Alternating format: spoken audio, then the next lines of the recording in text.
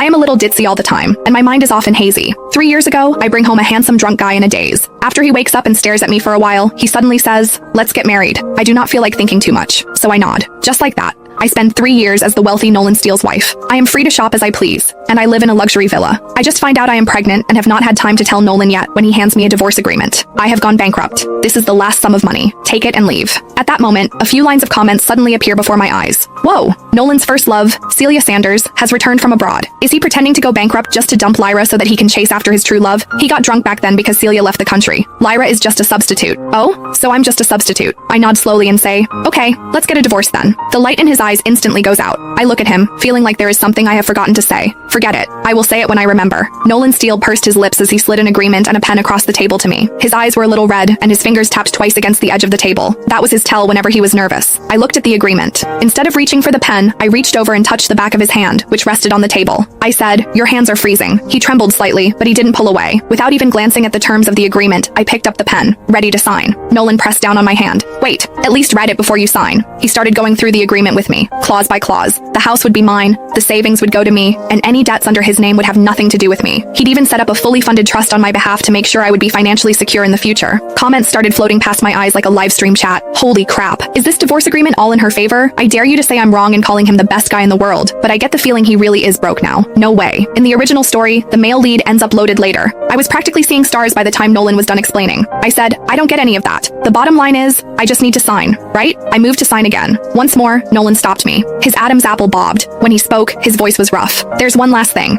Getting divorced doesn't mean we're cutting ties completely. If you ever need my help with anything, just ask. I stared at him, puzzled. But you're drowning in debt. What could you possibly help me with? Nolan was at a loss for words and lowered his head. I thought back over the last 3 years. No matter how busy he was, he would always text me goodnight. Any dessert I casually mentioned would show up in the fridge the next day. Whenever I stumbled home drunk, the light in the entryway would always be on. My heart suddenly softened. I looked at him and said seriously, if you really end up so broke you can't even afford to eat, come to me. I'll take care of you. Nolan's head snapped up. His eyes turned even redder than before, and he swallowed hard a few times before he finally managed to murmur, okay. Nolan told me he'd found work on a construction site. He would be doing physical labor. The pay was good, and meals and housing were included. He was leaving right away. He stood by the door with a suitcase in hand and looked back at me. His lips parted like he wanted to say something, but he ultimately stayed silent. Then, he opened the door and walked out. I headed back to the bedroom. Nolan's presence was everywhere. In the closet, his dress shirt still hung in a perfectly neat row. On the nightstand sat the business magazines he had to read every night. In the bathroom, his toothbrush was still next to mine. I lay on the bed and thought about the past 3 years. I remembered how Nolan had once stayed up all night fixing the music box I'd smashed. Whenever I woke up hungover, there would always be warm water and anti-hangover tablets by the bed.